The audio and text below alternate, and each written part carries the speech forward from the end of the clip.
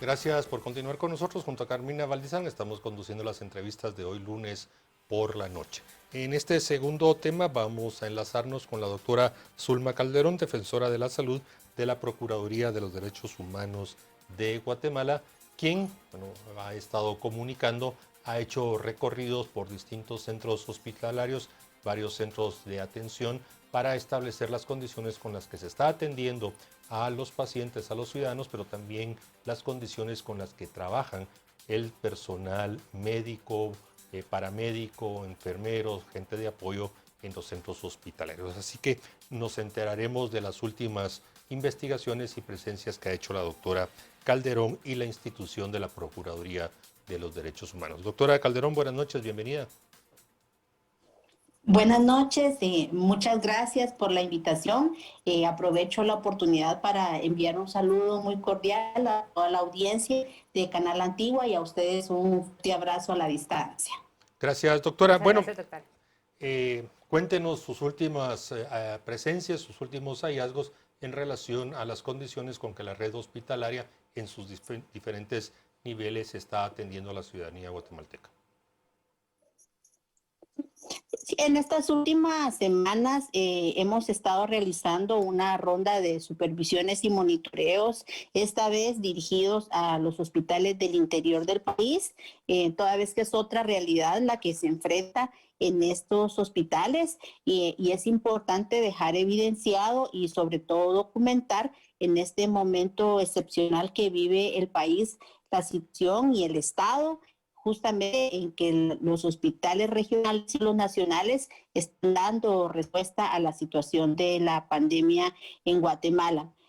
Hay por lo menos 3 hallazgos importantes que son repetitivos dentro de la ronda de supervisiones que hemos realizado en estos hospitales regionales. Y la primera creo que es igual de importante a las que todas, en el sentido que las voy a mencionar, están reflejadas en que en este momento se está dando un recorte presupuestario a todos los hospitales. Esta situación se ha evidenciado sobre todo en las últimas 2 semanas y está directamente relacionada con la calidad y la posibilidad de atención que puedan dar los hogares. Hay que recordar justamente que de este tema presupuestario depende la recontratación del personal que está dando atención en las áreas COVID, ya que la mayoría de ellos son profesionales que han sido contratados por 3 meses, que están terminando algunos ya sus contratos y que están pendientes de que se les recontrate hasta diciembre, tomando en cuenta que los hospitales con estos recortes presupuestarios tendrán que asumir de sus propios presupuestos la contratación de este personal. Por otro lado, en esta situación de que la saturación de las áreas críticas de los hospitales del interior del país continúa. Ha disminuido la cantidad de pacientes en las áreas leves. Sin embargo, todas las áreas de intensiva siguen igual de congestionadas, siguen igual de con el alto índice de ocupación, lo que nos implica que la mayor parte de pacientes que están solicitando atención son pacientes que se encuentran en áreas en condiciones críticas y se encuentran en estado grave. Otro tercer hallazgo importante es la situación delicada que está dando también en relación con el tema del abastecimiento de oxígeno. A pesar de que la mayor parte de hospitales tienen oxígeno para algunos para entre 1 y 3 meses, hay una situación que considerar porque a partir de que el Ministerio de Salud ha dado disposiciones de que este gas médico se adquiera fuera del contrato abierto, esto hace que el precio varíe en algunos casos, que hasta se duplique lo que el hospital o la unidad ejecutora tiene presupuestado para la adquisición de la misma, lo que se ve también limitado por lo que mencionamos al principio, que la mayor parte de hospitales están teniendo recortes presupuestarios. En este mismo sentido, eso se refleja también con los niveles de abastecimiento que hemos encontrado en la mayor parte de hospitales. Hay déficit de medicamentos, sobre todo de los medicamentos especializados para brindar la atención, sobre todo en las áreas COVID. Doctora, ¿nos podría ampliar sobre estas reducciones presupuestarias, puesto que si algo hay es presupuesto, lo que no han hecho es ejecutarlo? Pues es una situación que hay que evaluarla desde diversos, porque también tenemos que recordar que si bien ha sido una crítica muy dura a las unidades ejecutoras, el tema de la falta de ejecución presupuestaria, también hay que recordar que a la mayor parte de estas unidades, estos presupuestos se les trasladaron de forma tardía. Por ejemplo, en el hospital de Quetzaltenango, que la semana pasada en el hospital regional que estuvimos ahí, en este momento está enfrentando una reducción presupuestaria de alrededor de 37 millones. Y hay que recordar que la pandemia no la hemos terminado, la emergencia estamos lejos de superarla, los pacientes siguen requiriendo la atención, mantener áreas críticas y áreas de intensivo es sumamente caro. Como mencionaba hace un momento, la mayor parte de pacientes que se están atendiendo son pacientes que están en condiciones delicadas y es precisamente allí en donde se necesita una mayor inversión presupuestaria y que tenemos que recordar además que los pacientes que están siendo atendidos en estas áreas son pacientes que permanecen por largos periodos de tiempo en los hospitales, es decir, la estancia hospitalaria de este tipo de pacientes es larga, no son pacientes que pasan 1 o 2 días, sino al contrario, son pacientes que incluso hemos logrado evidenciar que permanecen hasta un mes dentro de estos servicios. Doctora Zulma, yo solo quiero ampliar un poco la pregunta de Carmina en relación, porque lo que usted dice de que algunos hospitales, algunos centros de atención se le ha visto recortado el presupuesto asignado, hay casos de 40, 50, 60 millones de lo que tenían, digamos, a finales del mes de julio ya se evidencia y no necesariamente se ha establecido a dónde han reorientado estos recursos. La famosa unidad ejecutora 101, la administrativa que usted la conoce bien, donde está, por ejemplo, el hospital del Parque de la Industria asignado, tiene más de 300, pero la verdad una ejecución bastante baja, y no digamos la famosa unidad 286, que tanto se habló en mucho tiempo, pero que no aparece en ninguno de los reportes. ¿Qué nos pudiera usted ampliar al respecto?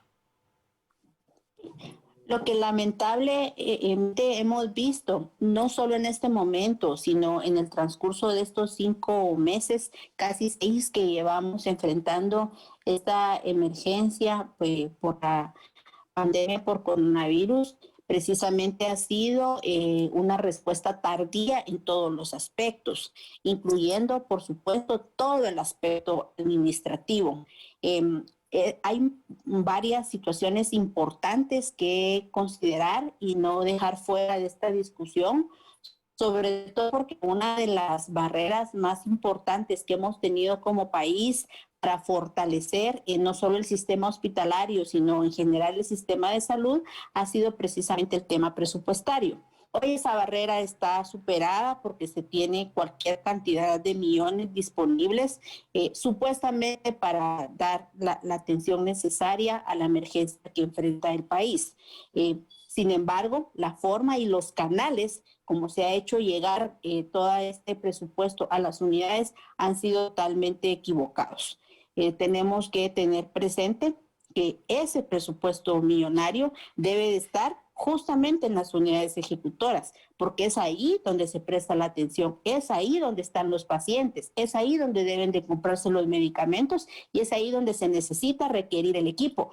Conocemos, por ejemplo, en la situación del hospital de Cuilapa Santa Rosa, en la cual se le recortó entre 2 y 4 millones, de los cuales 2 correspondían a compra de equipo dentro de estos ventiladores. Y así hay una serie de situaciones importantes que en el marco de estos reportes se están dando prácticamente en todos los hospitales que hasta el momento hemos supervisado.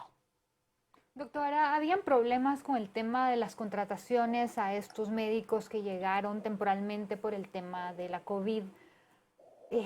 ¿Usted ha visto que se ha solucionado el problema, que ya están recibiendo los pagos o la situación continúa? Hay situaciones que todavía continúan sin ser atendidas.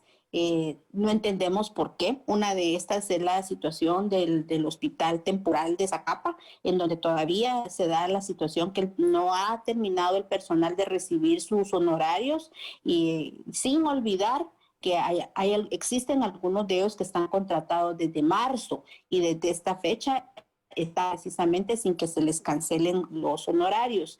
Y también sobre esta situación tenemos que ver qué va a pasar con el personal al terminar este año, porque si bien es cierto, los contratos son temporales y tienen establecidas las fechas en las cuales aparentemente va a dejar de laborar el personal en estos servicios de salud, hay que tomar en cuenta que la emergencia no estamos a la vuelta de terminarla, no estamos por concluirla en este momento y que esto implica también que habrá que hacer gestiones para la recontratación de este personal y que es una línea, es una estrategia para la cual en este momento el Ministerio de Salud todavía no tiene acciones. Por otro lado, el recurso humano es un recurso humano que se ha venido capacitando, que ha venido adquiriendo una importante experiencia en el manejo de esta enfermedad que es nueva y de la cual en este momento se ha venido ganando una experiencia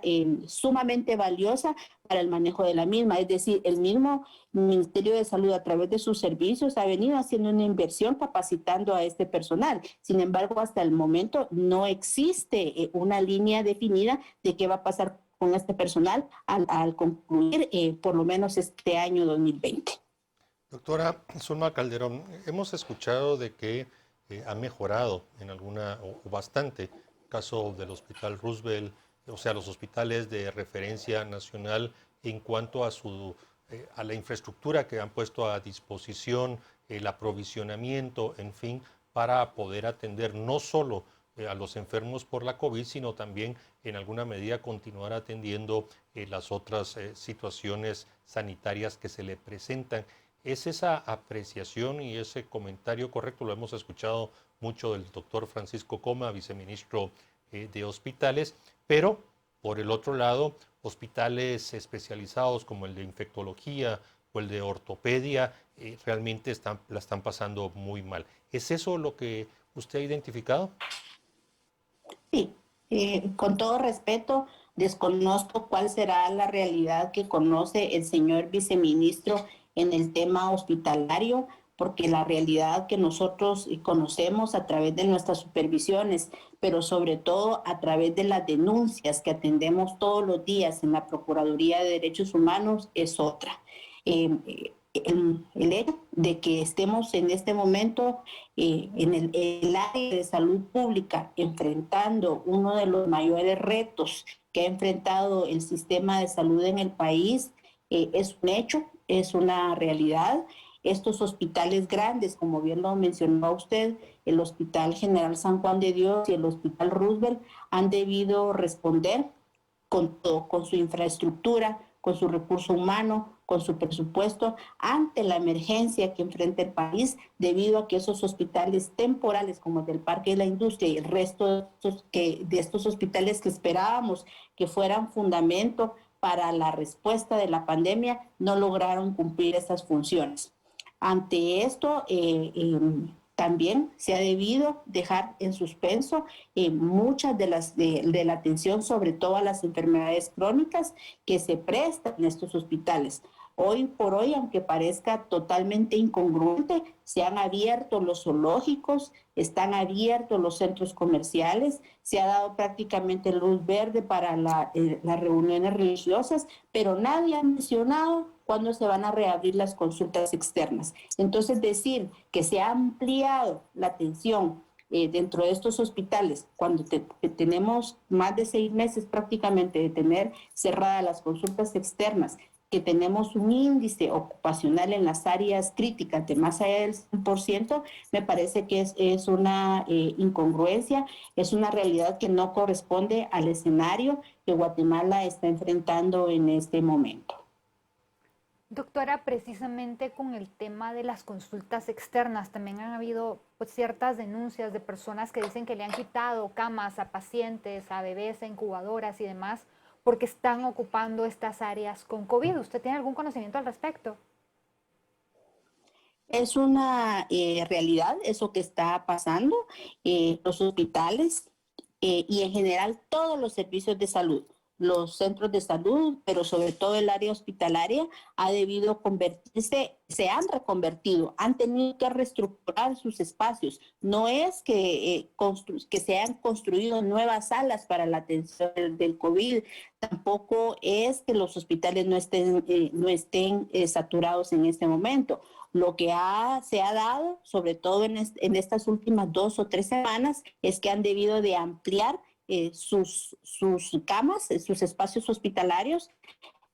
Si antes teníamos un ala con 10 camas para la atención de pacientes COVID, en este momento hemos tenido que avanzar a tomar 2, 3 o 4 alas para brindar la atención a todos los pacientes inmoderados y dependientes de oxígeno. Esto lo que ha hecho también es que con el mismo personal, mismo recurso y con el mismo presupuesto, en la misma infraestructura, los servicios han debido convertir en servicios mixtos, limitando la atención al resto de enfermedades que se atienden de forma rutinaria.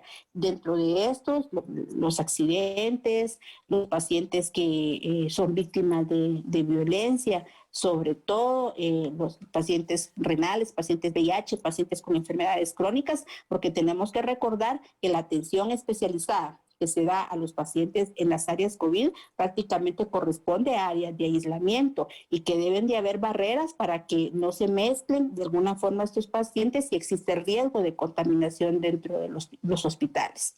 Doctora Calderón, aprovechemos los últimos minutos que nos quedan para su evaluación. No sé si ha tenido la oportunidad de hacer una supervisión también a la red que atiende el Instituto Guatemalteco de Seguridad Social. No nos olvidemos que ellos de la institución también está atendiendo no solo la emergencia sanitaria por la COVID, sino también tiene otros servicios que prestar. ¿Cómo está la situación dentro del Instituto Guatemalteco de Seguridad Social?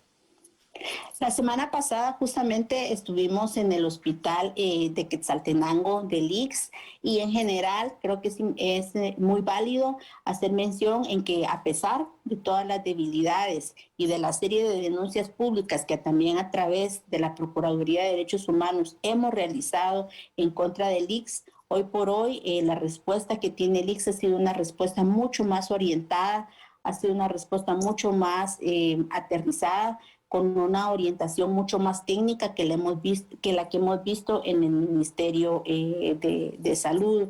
El IX de Quetzaltenango es uno de los hospitales de los que hemos visitado, de los que hemos supervisado en este momento, que tiene una organización muy apegada a los protocolos internacionales, y eso redunda en una calidad de la atención a los pacientes que están atendiendo en este momento. Igual que el resto de servicios del país, el IX también ha tenido que reorganizarse, ha tenido que reconvertirse. Toda la parte administrativa de este hospital fue rediseñada prácticamente y se convirtió en un nuevo hospital en donde se amplió para más de 60 camas, y es ahí en donde están prestando la atención, y creo que eso también merece un gran reconocimiento y merece también que sea un modelo para ser replicado en otros salud.